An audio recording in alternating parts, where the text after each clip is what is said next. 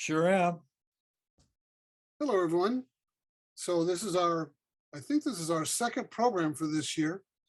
And Chuck came up with this program he did, I think at CBEC. He'll tell you about it. And today is just about this program and really nothing else. So let me introduce Chuck to you all. So Chuck Brickley is the author of Earthshine, a snapshot press collection of haiku nearing the end of its fourth printing. It can be found at chuckbrickley.com. Chuck is the contest coordinator for the Haiku Society of America. He is also the Haiku Foundation panel judging the Touchstone Award for individual poems, and as you will hear shortly, a proud member of the Haiku Poets of Northern California. As a featured poet at the CBEC Haiku Getaway last year, Chuck was asked to have something prepared for each day of the 4 days of the conference. His presentation on the fourth day was based on that year's theme, togetherness. Chuck would like to share that presentation with us today. It is titled Haiku Friendship, or How I Found What I Didn't Know I Was Looking For. He is hoping that all of you stay after his reading and contribute your stories of how the haiku community has inspired your poetry and your lives. Take it away, Chuck. Oh, well, thank you, Gary. Thank you for that. And thank you, Sue, for your magic in Zoom land. And many, many thanks to all of you for being here today. Before I get to it, I have a tale to tell, a tall tale. Are any of you familiar with the British TV series Midsummer Murders? For those of you who aren't, it's set in a quaint English village with an old style pub and a kindly vicar on an old bicycle ambling his way down cobblestone streets. It's a wonderful, loverly place. And yet, who would want to live there? At least 3 people are every episode. I saw one about bird watchers, or as they are called in the UK, twitchers. Midsummer Murders would have you believe that twitchers are quirky, ineffective crackpots. What transpired was a murder, another murder, red herrings galore, each more improbable than the last. As the fun machinations wore on, I amused myself by spinning a parallel plot about haiku poets. My episode's called Bosh, oh my God. It starts at the end of a ginkgo walk. 3 poets are deep into a heated discussion about using 2 kigo in the same ku. Another is consoling a colleague upset at their offering being dismissed as normative. The leader of the walk, having just shushed everyone so he can better hear his cell phone, looks quite concerned about something. Suddenly, he rushes across the little wood bridge and disappears. Everyone else, glad to see him go, head off to the pub with agendas to pursue, hurt feelings to be nursed. There's the hygiene harboring hidden ambitions, transparent to everyone. The long-suffering haiku spouse, bored out of their tree, but for the delightfully unexpected presence of another bored haiku spouse. And there's the pub owner, who, in order to keep her pandemic-deflated business afloat, has been ciphering from the substantial book earnings of her Touchstone Award-winning husband, the leader of the ginkgo walk. Remember him? Well, turns out his illicit lover, the editor of the scandalous Sen News sex blog, was found dead, lying face up in ye old pond. When the coroner opens the dead editor's mouth, out leaps a frog. Where did all this stuff come from? What would make me even think such things? Well, here's what I hope is a plausible explanation. As some of you know, I started writing haiku back in the 60s. After living in rural British Columbia for several years, writing on my own, I discovered the English language journal Modern Haiku. In 1978, Modern Haiku accepted my first published haiku. A year later, its editor, Robert Spies, asked me to be his associate editor. I did that for several years and stepped down. There was just too much going on in my life. In addition to the usual things like family and work, the politics of haiku had started to weigh on me.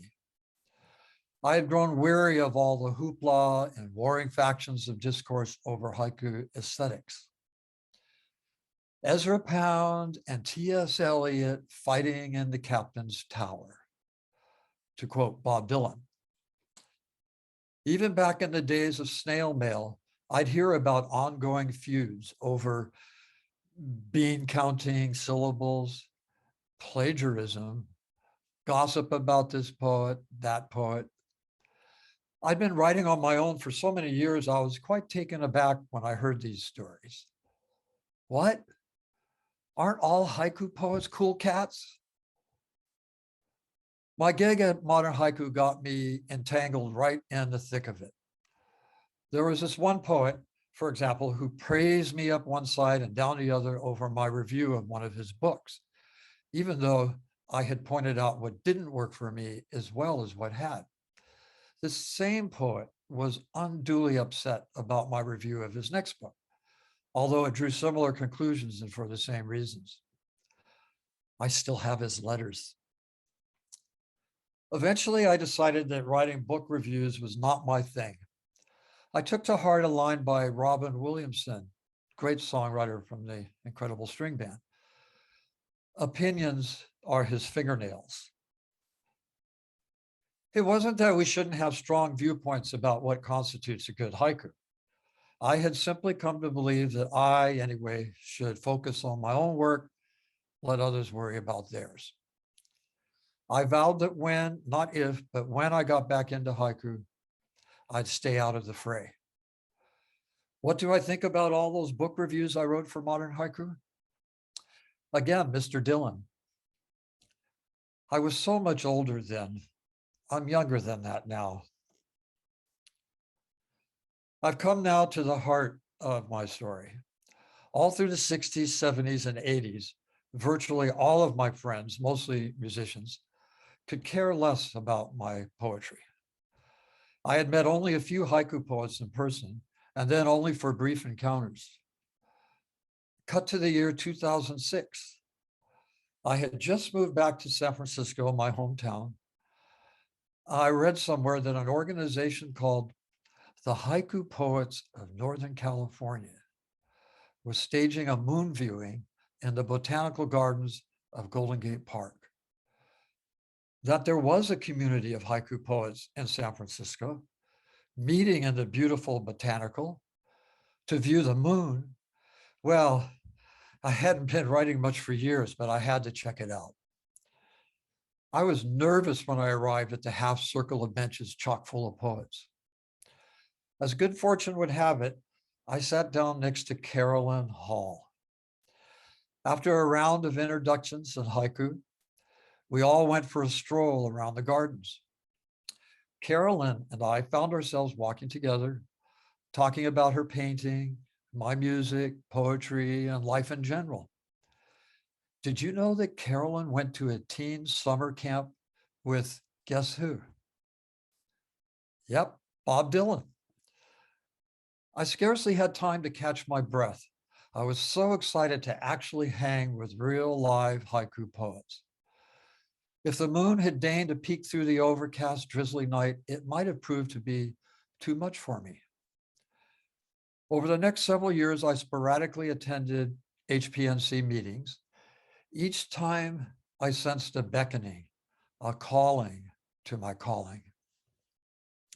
There was a terrific Two Autumns reading in 2008 that featured 4 world-class poets, including Christopher Harold and a few that are here today.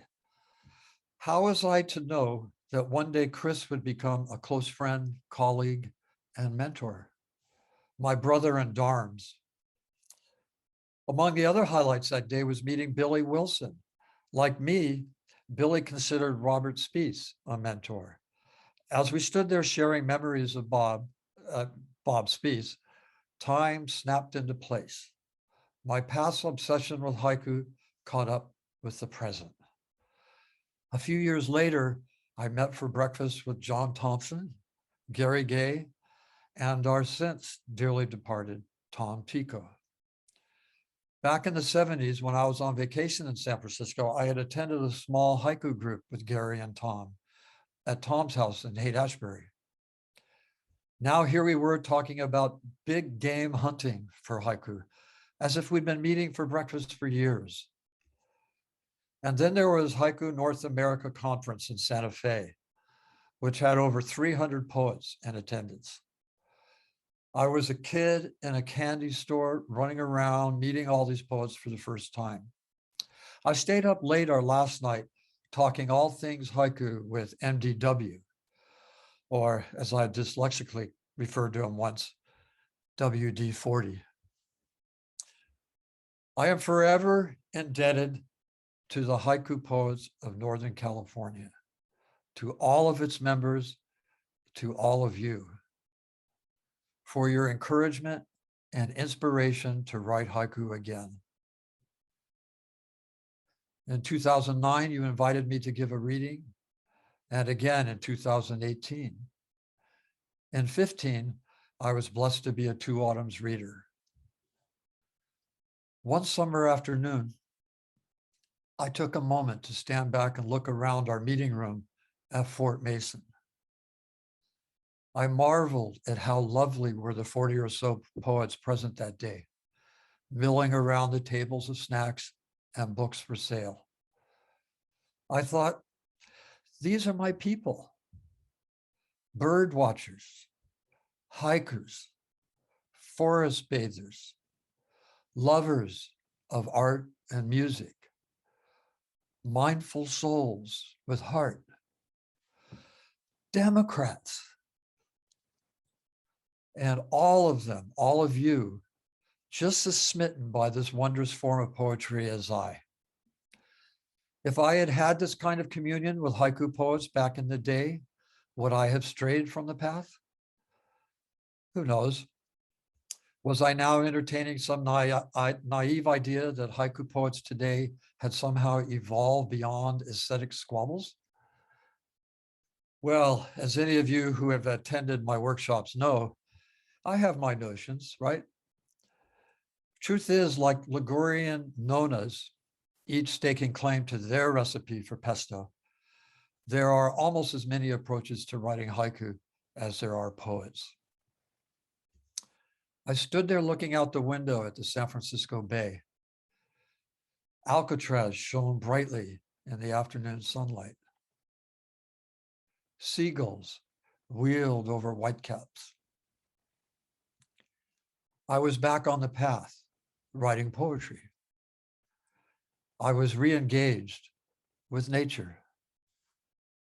Unlike before, however, I was feeling this renewed commitment to haiku within the fellowship of kindred spirits. It occurred to me that I was like a lapsed believer who, after years of being caught up in worldly affairs, returns to the fold. I had returned to the fold, our fold. And then I realized that a part of me, the best part, had been here all along. Okay, that's my bit today. I hope you enjoyed it. And now it's your turn. I know many of you have stories to share about your connections with the haiku community, how it has inspired your poetry, your lives, especially during this pandemic. So I'm going to turn this meeting back to Sue so she can work her magic. She showed us earlier how to raise our hands on Zoom, right? So Sue, it's all yours. Thank you. That was wonderful, Chuck. I don't know if you can see me because I suddenly cannot see myself. You're But frozen looking. yeah, something happened, but I can still hear everybody. So, and I'm still recording, so I think I won't worry about that. If anyone would like to chime in and share their thoughts or stories, if you could look at the reactions button at the bottom of your screen, click there and then click raise hand. We'll try to take turns that way. Well, I'd like to just say thank you, Chuck. That was a great presentation. And we certainly welcome you back into the fold a long time ago, of course. So you, Thank you, Gary. Thank you for that. Thank you, everyone. Thank you. yes, people come and go in haiku, I think. And there's always sort of a core group that kind of stays in there, I guess. But I think this group is always welcoming, and people that do leave come back sometimes. And if they don't, then they're on a different path going a different place. So I look forward to hearing everyone else's story though. Anne, I see you have your hand raised. If it's appropriate, I would just like to ask Chuck a question. Oh, Yeah. certainly. I got my mic on. Yeah. Thank you, Chuck. I so appreciated your presentation. Your storytelling skills are wonderful. I was wondering if you could repeat that list. I just love that list, including the Democrats. Could you just repeat that list of I guess it was the characteristics of what you realized you had in common with other Oh, poets. okay. All righty. It's right here. It was a beautiful list. Oh, well, thank you for that. Let's see. Oh, yeah. Okay, so I thought these are my people, my tribe, bird watchers, hikers, forest bathers, lovers of art and music. You note the pause after lovers, and then lovers of art and music. Mhm. Mindful souls with heart, Democrats. It's a wonderful list. Oh, well, thank you. It's there are other words I could throw in there too. There's a lot. And there are some really good haiku and senyu poets who may not fill any or all of those categories. But by and large, and my wife, she really is, she had to admit one day, you know, I really like your haiku friends compared to your music friends.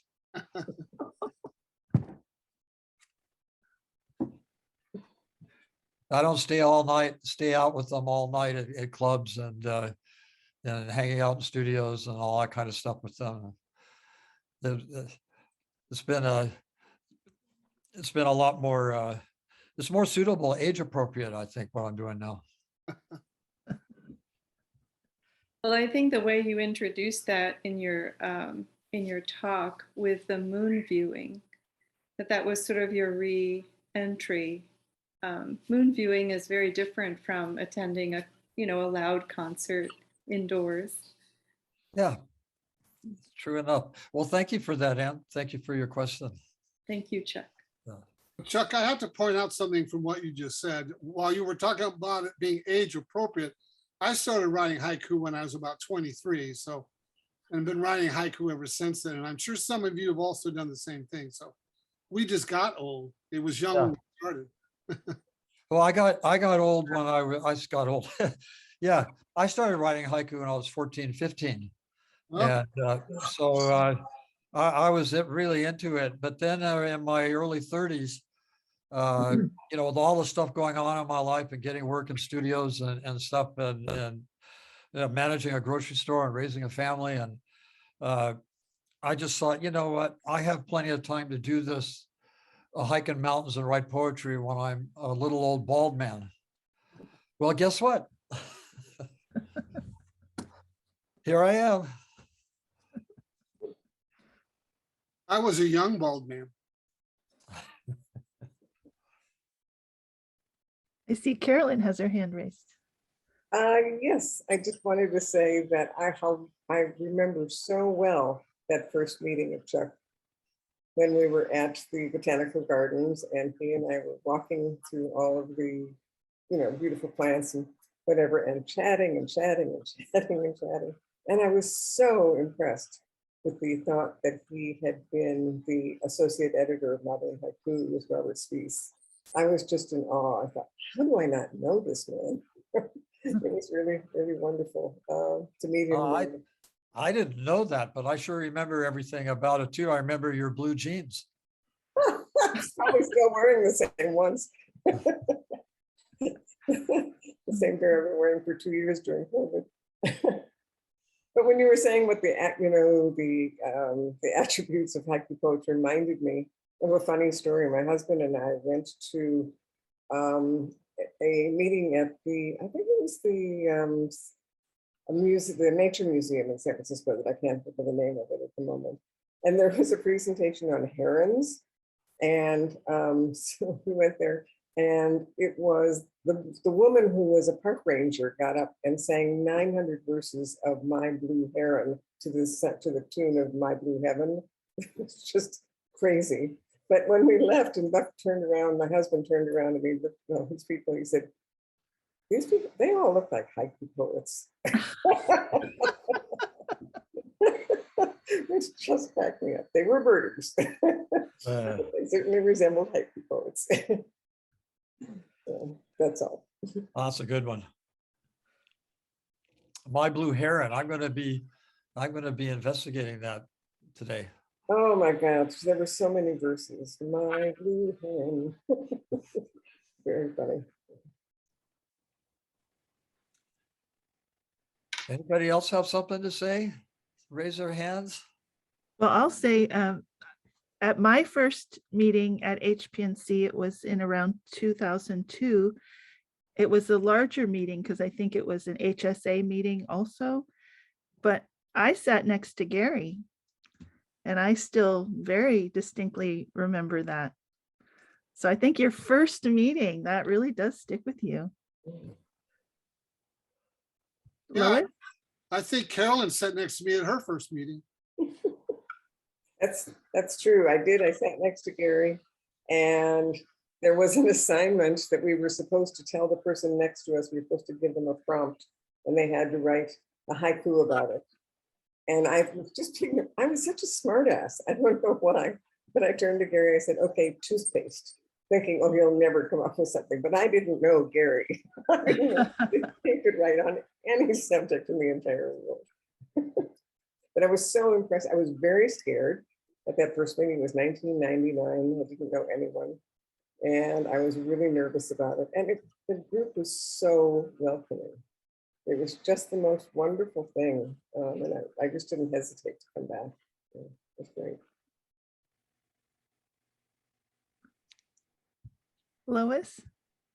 Yes, that was a wonderful talk, Chuck. And I think both HPNC and Yuki Teki were very welcoming to novice haiku poets, and welcomed Sherry and I, who had gone to a writing class at, not haiku, at the Fromm Institute at USF, and had met, and she had sort of begun to discover haiku and said, let's go to a Asilomar, let's find out more about it. And we did, and we're very, very welcomed. But I wanted to comment on the spouse angle. And I think, Chuck, you said some things about the board spouses, but I want to say that Bernie, my spouse, who's 94, who's come to a number of the Fort Mason meetings, loved the meetings, and that he was inspired always to write something that's something a cross between haiku and doggerel, and it's very dear.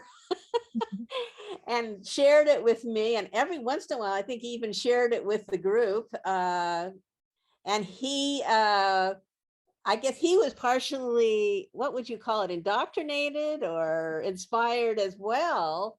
So not all spouses are necessarily feeling that it's outside of their sphere of interest. Oh, Lois, thank you so much for that. And I do remember your husband reading haiku at a meeting. And of course, I was just having fun with that. You know, Kim doesn't like the lectures so much, but she loves the readings. And, so I was just having fun with that. And in terms of Midsummer Murders, it's just riffing on a theme. I hope nobody took offense at that. It was a good riff. Thank you. Well, I would say as long as the leader doesn't get killed.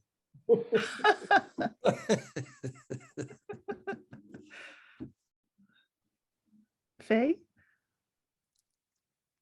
Okay. And thank you, Chuck. That was interesting. Well, I was recruited by Lee Gerger to Haiku Community because in 1995 he was planning to have a first international haiku gathering with some Japanese poets in Chicago, and he definitely or desperately needed somebody who speaks Japanese. And Karen said something like a first meeting smart ass, but I was smart ass too when I went to a HSA/HBNC meeting for the first time. There was a Renge workshop, and I think, I don't know anyone except for Jerry Kilblight who brought me there, but as you know, the Jerry is what is a good word? Social butterfly. So he's gone right away. And I didn't find out anyone who can who can be my partner for Renge. And as a leader and a speaker and presenter, Gary was standing in front of the room at the whiteboard, and he was the only one who doesn't have a partner. So I didn't know about Gary. I didn't know anything about Renge.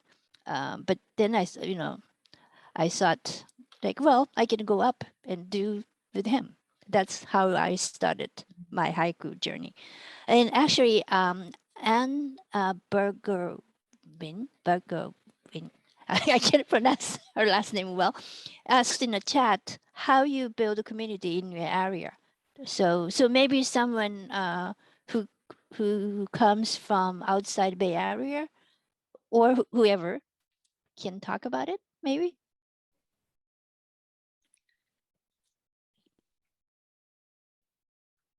What was that a question for who, Faye? From Anne Yeah, Bergervin. Bergervin. It's Bergervin. Bergervin. Okay. Mhm. I was just curious along this theme of community, how people have built haiku community in their own areas, if that's an appropriate topic to venture into. Very good. Because if nobody raised the hand, I was about to point Agnes, but she raised the hand. Yeah, in my case, it was going to the HNA conference, and there were two other ladies from Austin there as well. And I had met one of them before through other poetry events in Austin. And one of the presentations at HNA that year was how to build a haiku community. I think the Santa Fe one, I think, and or what was it, Santa Fe, or was it the other one in North Carolina? I can't remember now. But when we got back from it, I was like, well, 100% we're starting a group, first of all. And we had our first one like a month later, and we've been meeting every other month ever since then. And through the pandemic, we switched it to Zoom, as did everyone else. So it was like really good timing to have started that right before. So far we've mostly just met like at a cafe as a sit down kind of a thing, other than the Zoom. I would like to maybe do things outdoors, but I have to like sort of keep in mind the kind of have like some older members that aren't as mobile, and so I just like I don't want to push that on them if like it's out of their comfort zone. So I think the cafe sit down thing just works for everyone as a common meeting ground, and we have lovely chats, and that's basically it. And I haven't grown that community beyond I think it's 5 of us ladies here in Austin, as far as like bringing in new members or finding other people that are part of Haiku HSA that actually live here. But I had reached out to other people, but so far nobody has taken up our meetings to join us. So it's just the 5 of us so far. Agnes, do you know Robert Gillerland?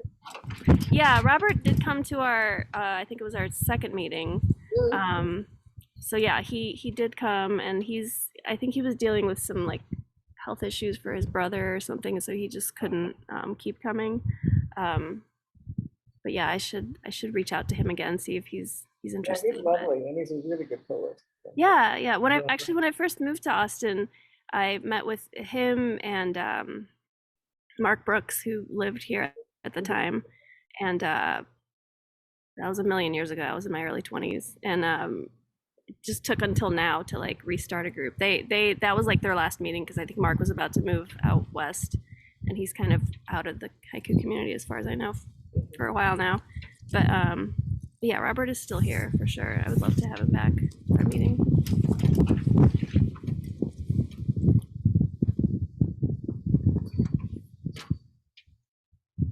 Debbie, do you have your hand raised?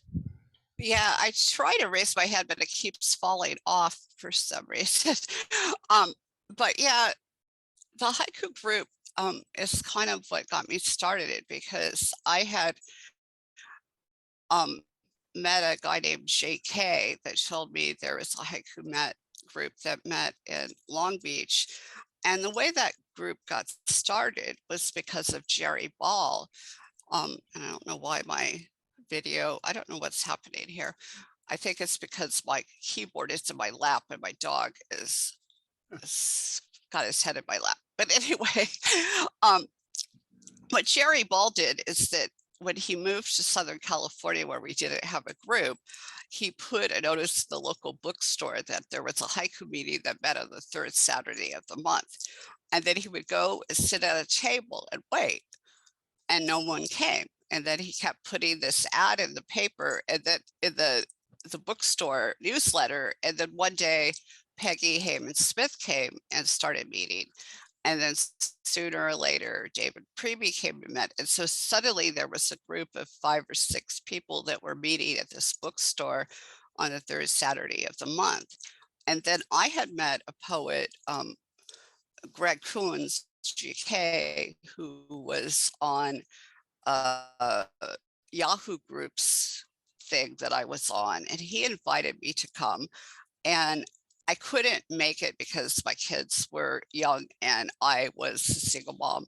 But eventually, after a couple of years, I started going, and then word of mouth. And at some point, Jerry moved back. I took over the group because the group meant so much to me, because I felt so welcome and meeting these people. And I just learned so much about haiku, and they became like family. And then I took over the group, and then we ended up moving to another location, Pacific Asia Museum, and we got more people from that newsletter.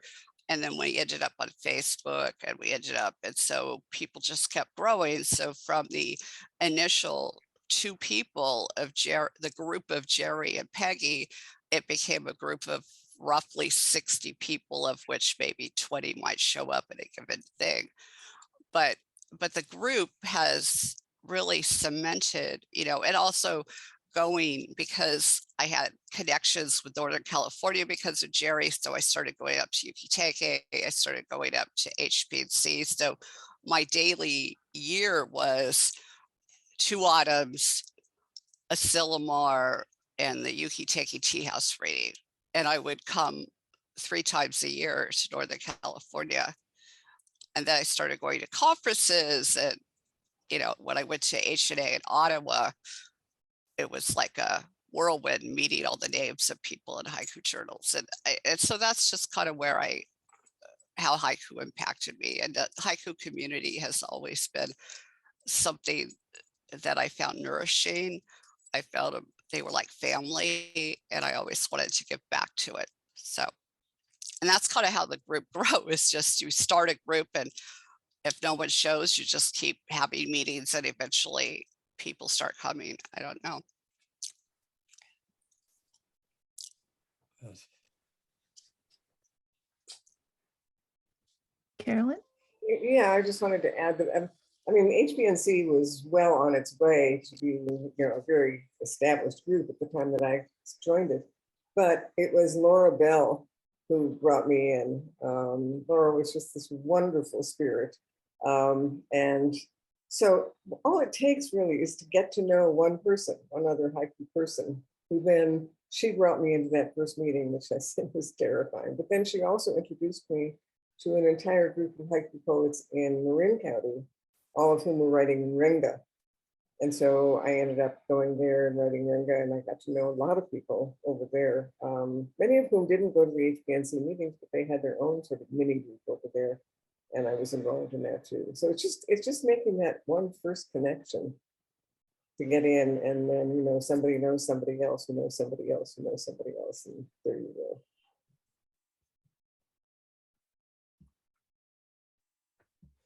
Yeah, that reminds me of how I was very much staying on the periphery until Lori Stolting came over to me at a meeting and said, would you edit the newsletter? I said, I don't know anything about that. What would that be? What would that entail? She goes, oh, would you be willing to learn? I said, oh, sure.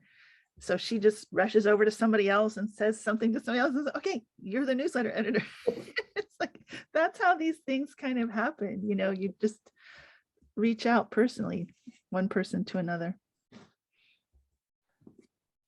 Sarah? Yeah, I belonged to a haiku group at Mercy Center, like some of you know, that was started by Father Hand, who taught haiku as a kind of a spiritual path. But we got an early visit from, as Chuck referred to him, MDW.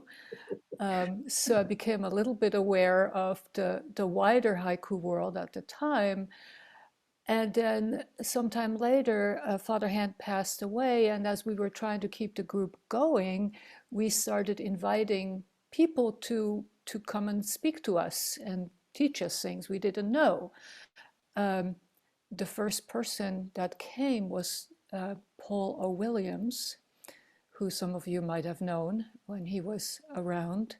And actually, it was his last public appearance. He actually died the day after he came to talk to us from a sudden rupture of the aorta. So that was dramatic. And then we had Gary Gay coming to talk to us about Renge, which was great. And we had David Grayson, and we had Chuck Brickley, of course. So this kind of then started to form a little bit of a relationship, and then I started to come to HPNC meetings. So it was a kind of a different kind of a journey where the connections between the two groups then ultimately connected me to the larger group and made me become more active there. Yeah, it's great.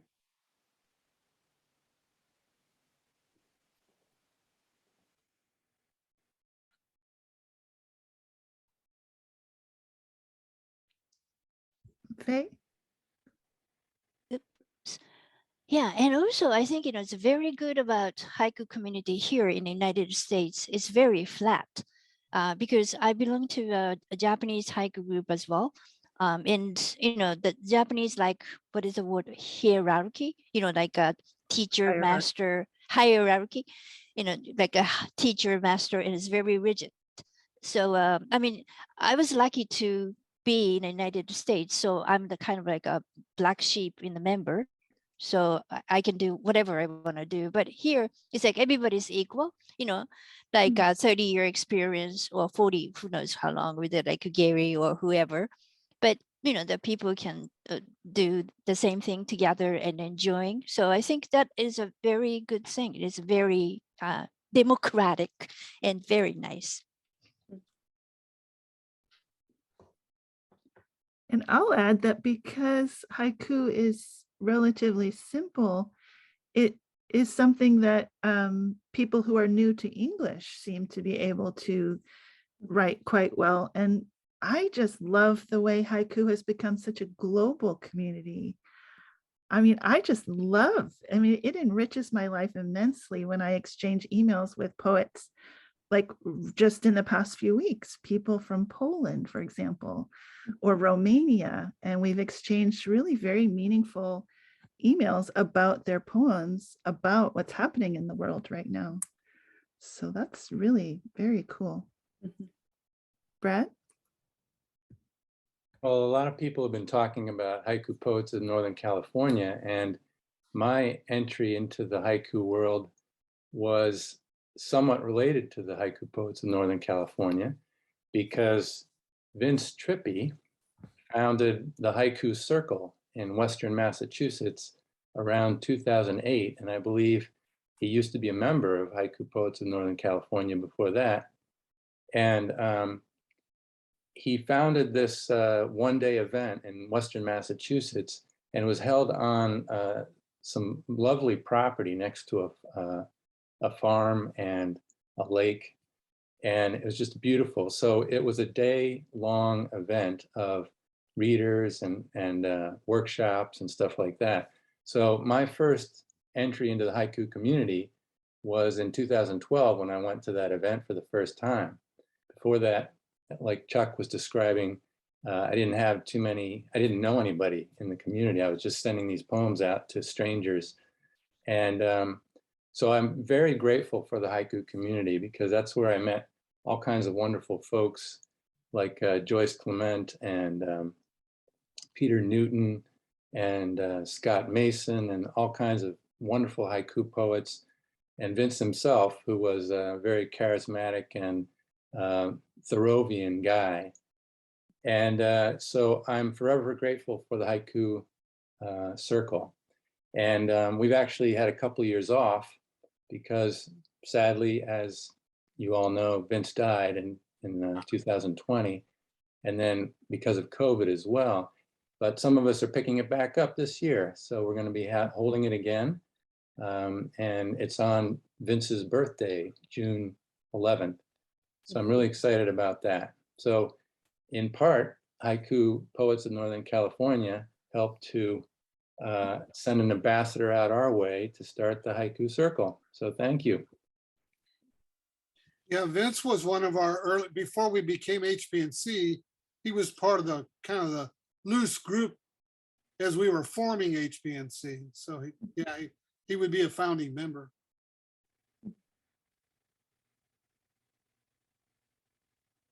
I'm sorry I never met him. I heard so much about Vince, and it's one of the things I regret is not getting back into haiku soon enough to meet him.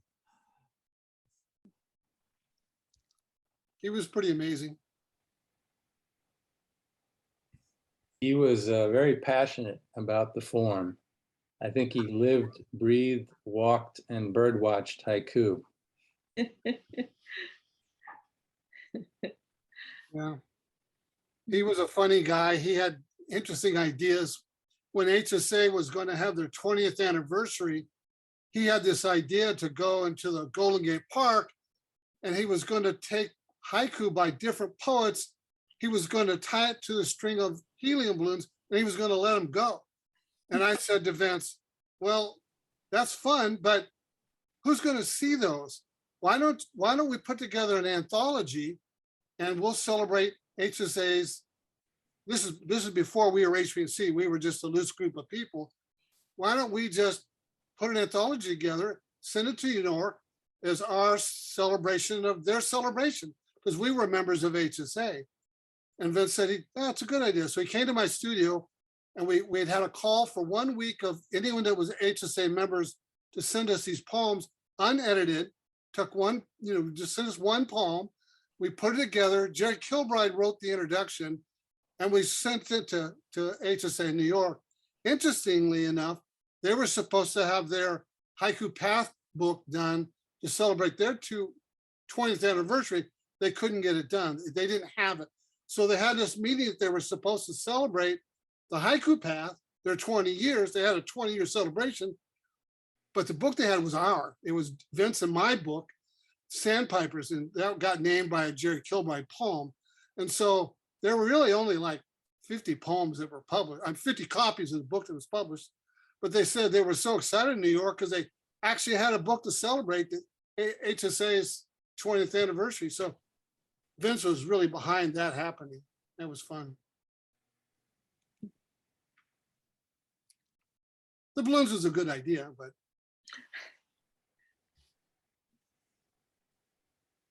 Nate? Yeah, great talk, Chuck. Really enjoyed your storytelling, and Thank you. it was nice to hear my pop's name mentioned in there. Many of you might know my father, Tom Tico, who passed away in 2016.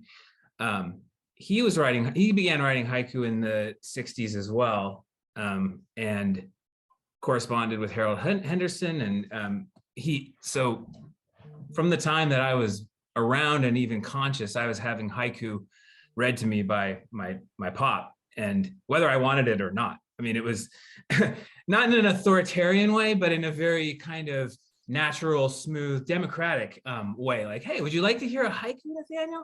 I'd be like, sure. And this was like, I'm talking from like 4 years old, like from when I could understand words. My pop was, sharing haiku with me, and also, I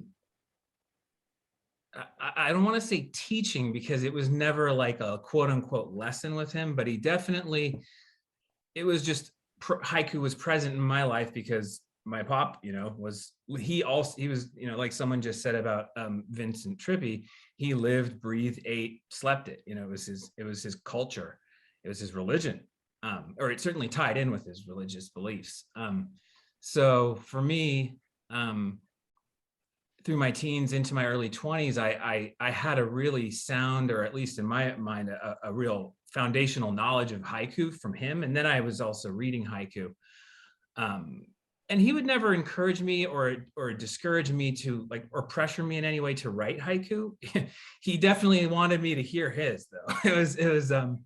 It was very, he had a healthy, and I mean this with all respect, he had a very healthy artist temperament and ego, I'll say, about his work and his feelings about it that I respected, and that he really impressed upon me. It was all in a very, you hear about some people's fathers and you hear about this authoritarian thing, and my pop, that was like just the complete opposite. It was all just, he was just putting it out there. So in my early 20s, I had started dabbling in writing some myself from this long informal tutelage of my pop. And he encouraged me to submit some that I had shared with him to John Stevenson in 2003 when he was the editor of Frog Pond. So I said, okay, I'll send him this one. And my pop was like, no, Nathaniel, you should really send about 5 or 6 so he has some to go through. You don't just send him one. And I was like, oh, okay. So I sent him 5 out of nowhere, and via email, which was something my pop never got around to using. And he actually accepted one. And then he ended up accepting a couple more in recent times. So John Stevenson, in addition to my pop, was a real I don't know, was influence in my, even, a validation, I guess, is what I felt at the time. And then, like Chuck was saying in his story, real, life and work and busyness came into play, and I let it go for, 15 years or so. And then when the pandemic began, it just kind of came back to me, and I started writing them again. And then in that time, I had submitted to Frog Pond, and Michael Ketchick, who was then still the editor, took a poem, and that kind of just reignited the whole thing for me. My pop had passed away by then, so it was a shame not to get to share some of that, but I do feel his spirit and his influence still. And the last thing I'll say is that, tying this into HPNC, Faye, you invited me to read a poem of my pop's for the two autumns. That was way back a couple of years, 2 years ago, if people can remember that far.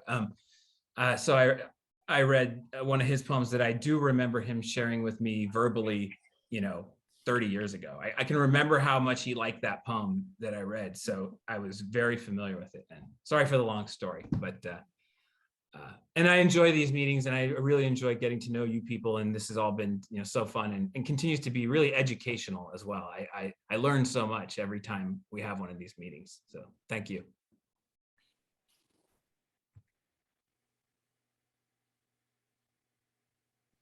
Thank you, Nate. Chuck?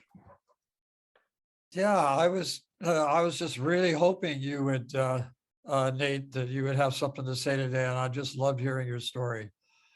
And I miss Tom. I was just getting Thanks, to Chuck. know him again, and when he passed away, and it's another one of my big regrets that I didn't make the time to spend more time with him, because he was so passionate about haiku. He truly lived and breathed haiku. And but I was wondering if either Nate or Gary can remember his thing about big game hunting for haiku. Do you remember that, Gary? Not as well as you do. I don't Well, think he I'm was saying familiar, it- so take it away, Chuck. Oh, you don't? Okay, well, it was kind of cool. I mean, he just Or at least not off the top of my head. So oh, okay. It was just sort of, well, two of the things he talked about was he used to think he had to drive or somebody drive him out of the city to get him out into nature to write his haiku. And, but he had come to the place where he just decided the panhandle there, just right down there to Haight-Ashbury, just walking around there was haiku and at every corner. And so he stopped thinking about the big game hunting.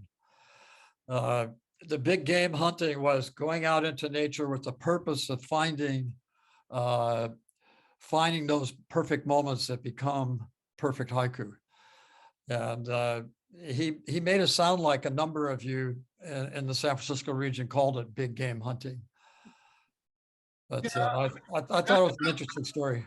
Now that you're saying it, I do kind of remember that a little bit.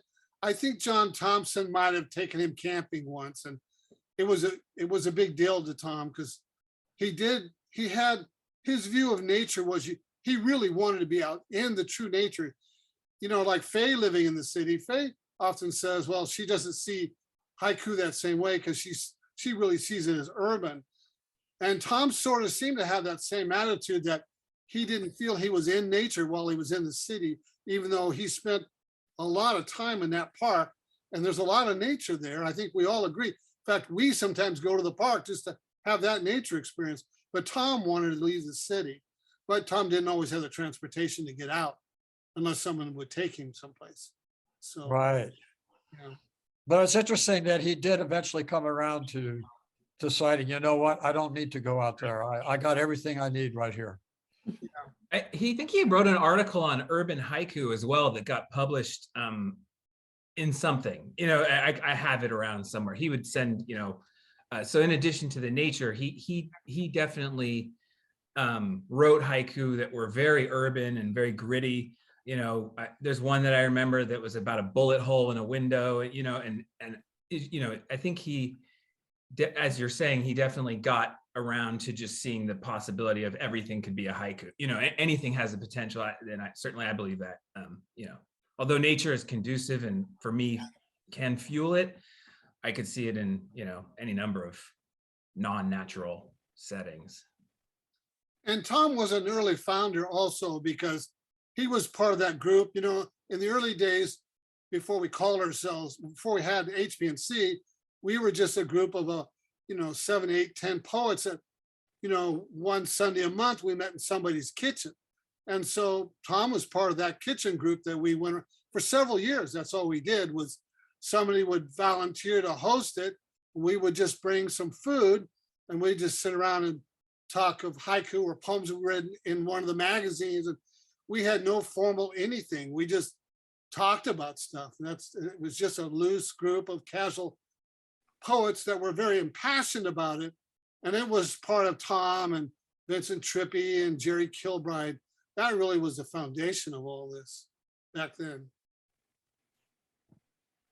I love hearing these stories. I see Carolyn, and then David Watts has his hand up too. Yeah, I've just been hearing about Tom Tico. Always makes me a little sad because he used to walk by my house somewhere fairly regularly, I guess. And he would slip a note under my door. And so I would get these notes, but I never, ever met him in person. I was like always, I was always so sad that he wouldn't knock on the door or ring the doorbell, because sometimes I was actually there when he would do this.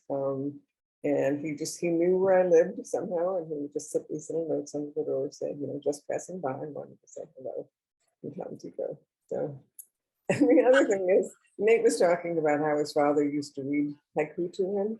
And it reminded me that when I first started writing haiku, my daughter was she's a teenager, a preteen, and pretty much into herself, as teens tend to be. And so soon after I started writing, Michael Welch, MDW, Michael Welch, invited me to one of his readings. He had readings in downtown San Francisco, just off of Union Square. And anybody who wanted to could come and do it. It was like an open mic. I think he would have assigned readers, and then there was just an open mic. And I decided that I was going to read at this meeting, that my heart was just pounding. I was just so nervous about it. And I was sort of fretting over it in front of my daughter, sort of, saying out loud, oh my God, how many haiku should I read? And Jenny said, oh, no more than 5, Mom, you'll bore them to death. that was my encouragement to get out into the haiku world. Luckily, by the time I'd written my 4th book, I was able to dedicate it to her and her wife, because they were just getting married at that time. So she came around some. So funny. David? Yeah, so when Nate was talking about his father reading haiku to him and how that became important to him after a while, it reminded me of a situation that just happened to me a little while ago. I have several grandchildren, and one of them lives in Connecticut, and she was hospitalized with a rather severe viral illness. And I would call her up and talk to her. And I asked her if she would like for me to send her a haiku. And she said, yes, of course. And so I sent her a haiku, and she asked for another, and I sent her probably 2 more that same day. And I made it a point to send her a haiku each morning and each afternoon while she was in the hospital. And she said during the time that she was receiving them, she said how much she looked forward to hearing them or reading them. And after she recovered and got out, she swears up and down that the presence of the haiku helped her recover from her illness while she was there. And being in the field of medicine myself, I've been quite aware how poetry can reach people at times when they're in distress. Mm-hmm. And there's something resilient that we put into poetry somehow as we write it, I think. The poems that really stand out to me are the ones that have this element of resiliency of the human spirit in it. And hearing about that in a very sort of elevated, crafted style, I think triggers not only things in the emotions, but also in the physiology of our bodies that leads us to good health. So I just pass that along as an observation. Thank you. Thank you so much. Wow. Debbie? Hearing Carolyn's story about Tom Tico made me think of one that I have. I never met him. I had no way of contacting him, but early in my haiku career, we call it my haiku journey. Early in my haiku journey, one of my first publications in modern haiku, not my first one, but maybe the second or third one, I randomly got a postcard in the mail, and it just said, "Dear Deborah, congratulations on this haiku. I really loved it," and signed it Tom Chico. And I just thought, oh my gosh, you know, because I knew his name.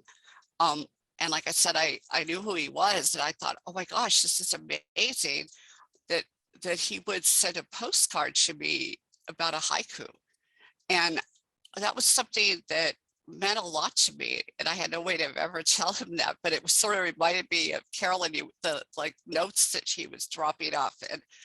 And I just, I think that that's important to maybe let new haiku poets know that they're appreciated, or they're welcome. And it was something I always treasure.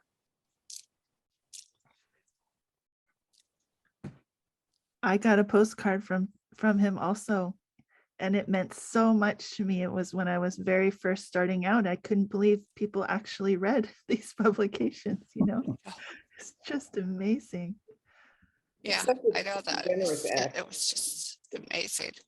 Yeah, it like you said, it's a reminder to all of us really who've been in it for a while to take time to reach out to the newer poets and give a word of encouragement, for sure.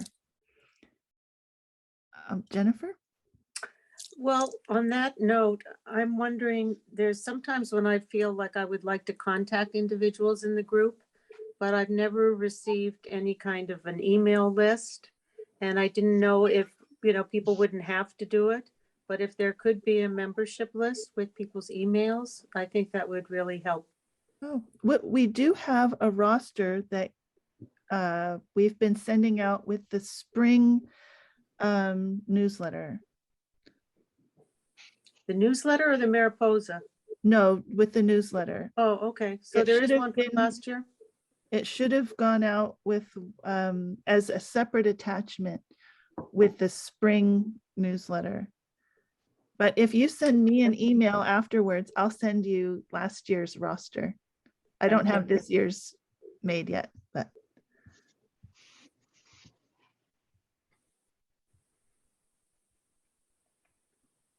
Patricia. Hey, Nate, do you still have all of your dad's voluminous collection of haiku books and journals?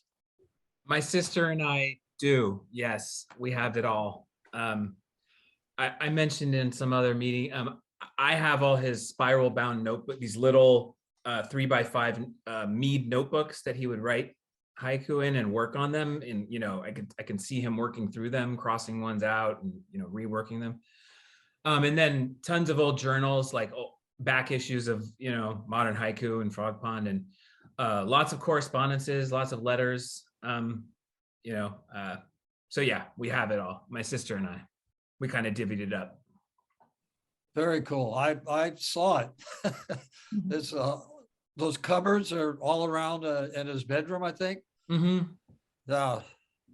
Yeah, he had a lot. Definitely. He kept everything. Yeah.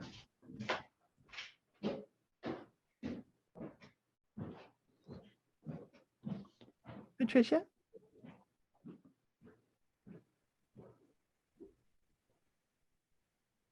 I was going to mention that I too got a letter from your dad, Tom Tico, out of the clear blue sky, a poem that I'd written. And I don't even know how he saw it. It was written at a Sillamar. And I really don't know where it could have been that he saw it, but here came a letter from him. And I treasure that too. And if you have you thought about where you want to put his papers and his books and his journals? You know, the California State Library has a haiku archive. I hope you consider putting them in that archive where they could be preserved eventually when you're ready to do that. That's a but great they idea. could have a really good home there. Thanks for that suggestion. That's definitely something to, hang on to. Great. I also wanted to mention some other people that were mentioned here. Jerry Ball, Debbie mentioned Jerry. I always thought of Jerry as like the modern day Basho. He kind of, wherever he went, he planted, it was like, or maybe Johnny Appleseed or something. He started haiku groups wherever he went. He just was not going to be alone with his haiku. And his strategy of posting a notice at the local bookstore saying that a meeting was going to start on a certain time and a certain date, and it always worked. People just came, as Debbie said. And that's, he could generate a haiku community out of the ether, seemed like. And the other person that was a privilege to meet was Vincent Trippi. I met him just shortly before he moved back east, so I didn't get to know him, spend time personally with him. But in the short time that I knew him, he was, I don't know, we just had a good relationship. And when he went back east, we kept in touch through letters. And Vincent always wrote his letters on his typewriter. He never gravitated, I think, to the computer, at least my knowledge. And our communication, he always wrote a typed letter. Eventually, he was instrumental in my second book, my second haiku book. He encouraged me to do that. And I really appreciated his advice on that book. And it was shocking when he died. It was shortly after that we'd just been in communication about the book. And what a wonderful, wonderful soul he was.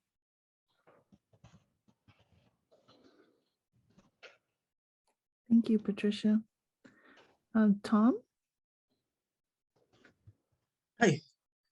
I was like, oh no, I put my hand up and I was like, no, I take it back. But I do want to, just something you were saying, Patricia, made me think of, Robin White on the East Coast had started a gathering, and she'd hold it in late August. That's how I met Brad and a number of other poets. I saw that her website said that there was going to be a meeting, and I just leap of faith, and I went, and I emailed her before it just to make sure that there was like a live person going to be there on the other end. And it was like the year I had discovered haiku journals. So connecting with people on that day was like 8 hours. I bought a book by Brad and he signed it. And then a few years later, I kept going every year to this thing. And, when I had got his other book, he signed it. And this time he's like, Tom, a haiku poet. Like, it's just so great that I was so inspired. And then you go and you can meet these people that you read in the journals. And Robin's continued to hold this. And I had attended that prior to the haiku circle. So for me, it kind of like had that to it. And unfortunately, Robin's mother has passed away.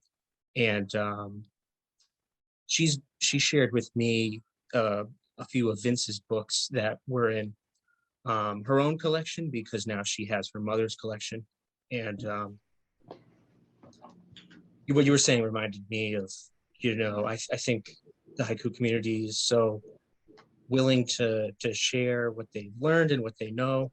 I know I've borrowed so many books from Brad, And, I like borrow them, give them back, and just, being able to develop community and share books with people, I think really has been the most wonderful thing for me about all of this.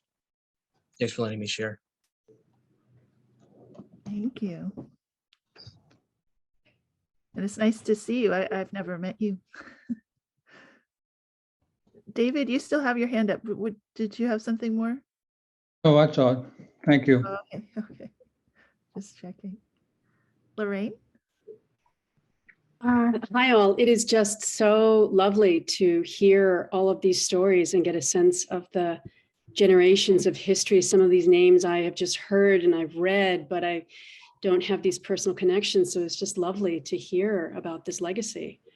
I've only been writing a few years. I'm in San Diego, and the wife of a good friend of mine that I sing with at church, Bruce, his wife was Anita Guerin, and she was very active in the local haiku scene here in San Diego. And so she invited me to attend a meeting of Haiku San Diego, which I did, and I fell in love immediately, despite my intimidation. Debbie, you gave me the first outlet or the first destination for one of my early poems that got published.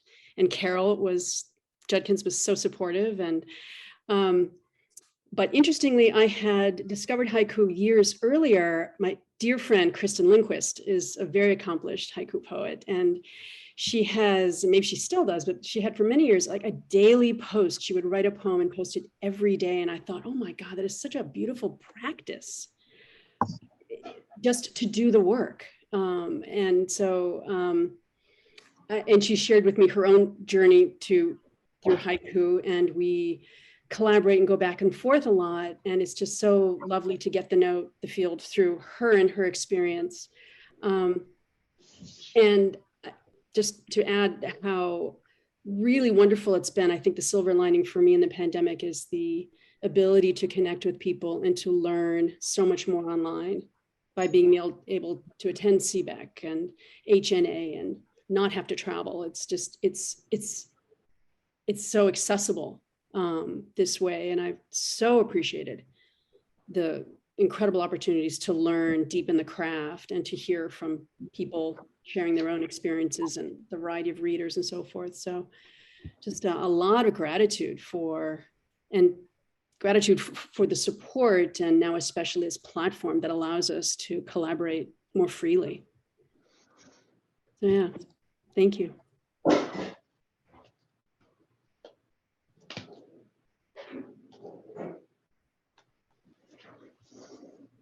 Well, for what it's worth, I happen to have one of Vincent Trippi's typewriters. Yeah, we were gonna, Jan, I never said his name right. The guy in Romania, Jan Crusoe, is that how you say his name? Anyway, he contacted me when I was HSA president back in 1991. And he told me the story about how in Romania, they had this bloody revolution, and he discovered haiku, and he wanted to be part of the haiku community, but they were poor and they didn't have anything. So, and he didn't even have a typewriter. So I mentioned it to Vincent Trippi, and I said, oh, this guy, he seems like a good poet. I don't really know him, but he reached out to me and I'd like to help him. And Vince says, well, I've got a typewriter. So Vince gave me his typewriter. I, meanwhile, found a typewriter. But Vince's typewriter was a pretty small little, I tried typing on it, wasn't very good. But I'd found a much nicer Underwood typewriter. So I sent him my Underwood, and he was grateful to get that typewriter. So I kept Vince's typewriter because Vince had already had another typewriter. He was just giving me one he had. So back in my warehouse is stored this typewriter of Vince's. I haven't given it much thought to you guys mentioned this. Good thing I didn't throw it away. Oh, well, I think that typewriter should go to the haiku archives. You You know? You think Really? they did something that big? Sure. I don't know, but I would try. I'm very happy to give it to them because it's just sitting back there and gathering dust. So yeah. yeah. Yeah, Gary, that's Ian Pedrescu. Is who you were Yeah, talking I just never can pronounce his name, but about. yeah. Yeah, I actually paid for his HSA membership that year because I said to Doris Heitmeyer, who was my secretary at that time, I said, make him a member, give him membership. And then I think others have helped him since that time. So yeah, he's a great artist. Yeah, I was really surprised. I was looking through some stuff recently and I discovered that I had a lot of handwritten letters from Tom Noyes, from HF Noyes in Greece. Then I almost forgot that we had this correspondence that just went on, and I can't even remember how. I think it was Leah Lifshitz wrote to me and wanted me to do a renge with her and with Tom Noyes. And I sort of knew Leah, I didn't know Tom at all. And then once we got started doing that, we just started scribbling notes all the time on scraps of paper of all sizes and shapes. And I have them all, and they'll all go to the Haiku archives eventually. That was one of the pleasures of editing Mariposa, was seeing those airmail envelopes from Greece from Tom Noyes, and the paper was so thin and delicate, and yeah, that was super cool. Gary Evans. Hi, I've been listening to everybody, and I think that there's a lot of truth in the saying that like attracts like. And I think that all of us have been studying haiku long enough and deeply enough that we're aware of the aesthetics and what I call the haiku life. You know, it's a transformative way of viewing life. I think one thing that sets haiku poets apart from other groups that I've been in is that I find myself looking at names on this screen that I have read for years, and it's really intimidating until you realize just how open and accepting everyone is. And that amazes me, that everyone is so approachable and so helpful. And so I'm grateful for that, but I think it's a unique feature of haiku poets in general, and certainly HPNC in particular. So thank you all. Thank you. Mimi? Am I unmuted? Yeah. Well, a couple of people have mentioned Jerry Ball, Debbie and Patricia, and I wish that things were easily at my fingertips, because Jerry wrote a haiku that he shared that was written one time down at Asilomar at our retreat. And it captures what everybody's been saying today about such an open community that the haiku community is. And I'll try to find it and send it to you, Sue, so you can have it for the newsletter. But it's just a beautiful haiku. And I was so fortunate to be at a poetry festival when Yuki Teki, the haiku group, was having this little half-hour presentation in a trolley in a park in San Jose. And I was volunteering that day. I had just that amount of time, and I thought, I think I'm going to go there. And I was just so smitten by the haiku and those that were reading. I thought, oh, this is really drawing me in. And after listening all morning to the poets that were reading long lyrical poetry, and then the contrast with the haiku, it was just so appealing to me. So I decided I would go to the Asilomar retreat. I didn't know anybody. I just knew Asilomar. And if those of you who've never been to an Asilomar retreat, it's a treat. Anyway, I thought, okay, the haiku, Asilomar, what a great combination. I don't know anybody. Oh, well. So I drive up there and I am registering, and I had been to a Asilomar before, and it's very confusing. It's very confusing to get around and find your little place and everything. So as I'm coming out, this tall, friendly guy says, "Are you here for the haiku retreat?" And I said, yeah. He goes, "Well, I'm going to walk you up to the parking because it's hard to find." That was Patrick Gallagher. So then I park, I get up there, and he's gone back down to register. And I'm starting to get out with all my stuff. And here comes this friendly guy, and he goes, "Are you here for the haiku retreat?" And I said, "Yeah." And he says, "Can I help you unpack?" That was Jerry Ball. So it's like, okay, I think I found this fabulous group. Then we have Patricia Mockmiller there as our Dojin, who's got the time and energy and help for everyone.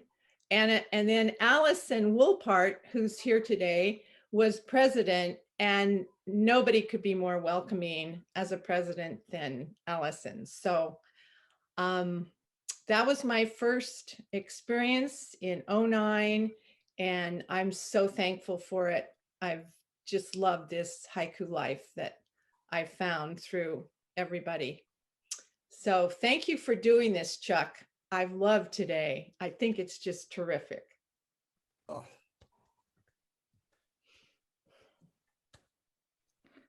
Janice?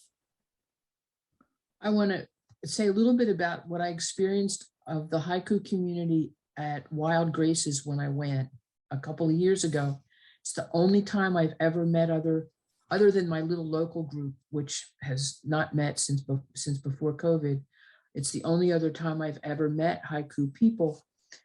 And I was, like other people have said, I was scared because I didn't know anybody. And then I got there and I saw all the names and I was intimidated, but everybody was really kind.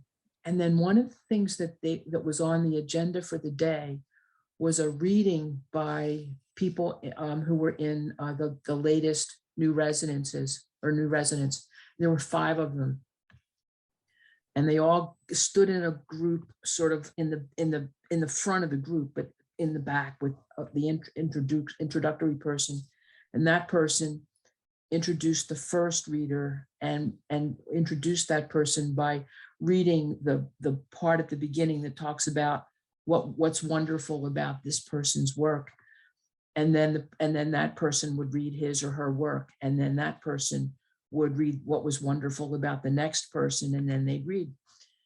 And so as this was happening, I watched the faces of the people whose turn were coming. And there was this on people's faces, you could see embarrassment about being praised in front of a group. But there was also this joy of being praised in front of the group. And then there was the energy of the group with many very well-known poets was just wrapping their arms around them. And you could just feel their joy. And it felt like new people being welcomed in, and it just felt so good. And then at the very end of the day, there was a reading that just happened accidentally. There had been an anthology put together of the first 10 years of Wild Graces, and there was one haiku from every single person who had been there even once. And so Brad Bennett suggested that there be a reading, and that anyone who was there would read his or her own poem. And for people who weren't there that year, that someone else would, I think Brad read poems for those people. And so it ended up being a read around of 10 years worth of connection. And it was just so special. And the energy was, again, it was this wrapping the arms around everybody who was there, whether they were in the 10 years. I wasn't, of course, it was my first year, and there were a lot of others, it was their first time.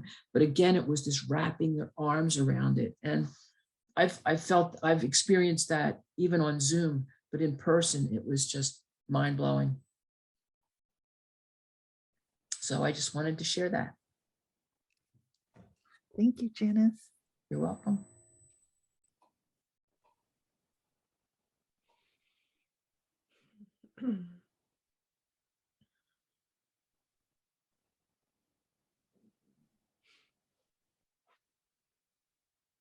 Well, Chuck, look what you did.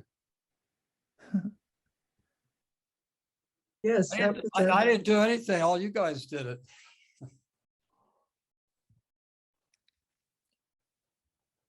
It was the same thing at CBEC when I did this. I was thinking of you guys, but I was at CBEC. And when I finished, people kind of, it was slow going getting people to talk, but once they started, there was no stopping them. Everybody has stories and anecdotes and interesting connections to the haiku community. I would love to still hear from some more. I don't want to say certain names, but put anybody on the spot, but all of you have interesting stories. Like Cathabella, maybe? Yeah. Hi, it's great to be here, Chuck. In a way, I was at a haiku gathering, but it was in the Japanese garden in Pasadena right now.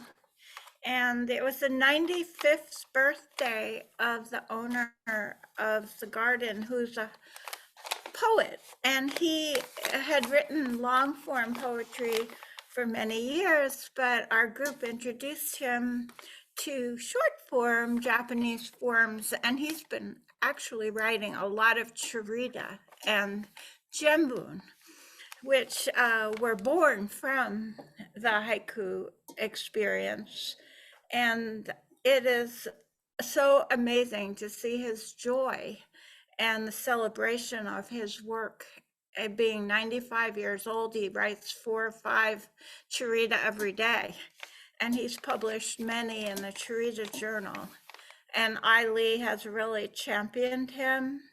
And of course, she's a haiku and tanka poet herself who created that form.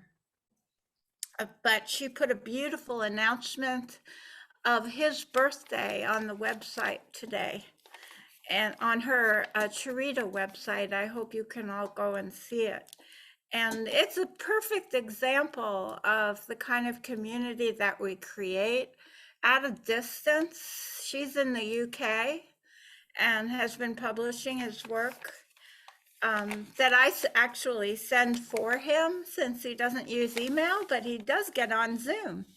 And he participates in all the haiku, tanka, chirita workshops that we do together. And it's such an inspiration to all of us that someone who's 95 is starting a whole new life in short forms. So that's very inspiring. Of course, that's just what I came home from 10 minutes ago. So I'm telling you my 10 minutes ago story. And since all of you know how much haiku it means to me, and being part of the Southern California haiku group with Debbie inspiring all of us has been amazing. And also Rick, my husband, being such a part of it, and also contributing to inspiring all of us with his flute playing, and Yuki Teki and Haiku Poets of Northern California, I love so much. And Patricia Mac-Miller has been my great inspiration and help. Now it's just amazing, all the different interweaving communities that we have, and keep supporting each other and growing. And when we travel, I get to meet haiku poets in different countries. Then, as some of you have explained, what a warm, supportive connection happens automatically with people you don't even know because of the haiku connection. So it's really wonderful. What else, Chuck? what stories can I tell you? They're just, my life feels full from the haiku community in all parts of the world. So thank you so much to all of you for all your encouragement, appreciation, and continuing the life of haiku in our hearts. Well said. I have one more thing I'll share. I think we've all had the experience of meeting another haiku poet for the first time, but you already know them through their work. I think that's such a special, unique thing, you know, going to H&A and seeing people's name tags and things like that. But I remember just going to an HPNC meeting and meeting Kay Anderson for the first time. And she said she knew me, which I was shocked. She had read something I had written and I knew who she was. So she pulled me in and hugged me and she said, you know, I'm very sick and I don't have time to get to know people slowly. And that was so moving to me. And then it was really not that long after that she died. And when we had a moon viewing party that year, I think Carolyn helped organize getting a bunch of Kay's poems printed on beautiful little cards. And she had them in a basket. And we stood in Golden Gate Park beneath the cherry blossoms that were in full bloom and they were snowing down around us. And everybody took a card or two from the basket and took turns reading Kay's words out loud into the air, and they just disappeared into the air as the blossoms fell down all around us. And I just thought, you know, this is the life that I want. This is so meaningful. If this is all there is, it's enough. You know, this is it. I just was so moved by that experience. That's a great story. Yeah, it was beautiful. Well, thanks for reminding me of that. Yeah, I remember that day too. It was very magical. Which is sort of what haiku has brought to me, and I think to everybody else, is that there is sort of a magic to it in some strange way. Maybe it's the fact we don't tell all, you know? So, and Nate, I have to tell you, I have stories of, you know, I spent 4 years with your dad editing the San Francisco Haiku Anthology, and equally the same 4 years with Jerry Ball. The three of us spent countless hours, and I can't tell you the piles of pistachio shells we had, you know, while we were editing, because I'd bring a big bag, they'd meet my studio, and bring a big bag of pistachios, and we'd spend hours going over the poetry and fighting why one or one shouldn't be included. It was really interesting and a lot of fun. Long ago memories. I have a copy of it, and I you know, remember it coming out when I was a kid. I might have been, was that 87 or 80? 89, I think. I'm thinking it might be or 90. And I can't remember. Let's see. 91 maybe. She's going to find a copy. I got a copy someplace around here. Right here.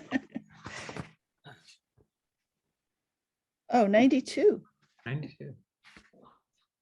You know, working on it for that long, I can't remember what year it was. It was just a blur of years. So, yeah.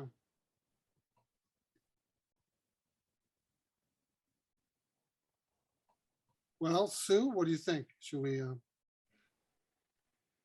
Yeah. Do you want another story they'd like to offer?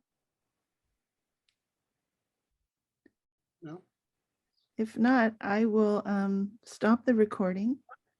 Thank you so much, Chuck. This has been incredible. Oh, well, you're welcome. And thanks for having me. Of course.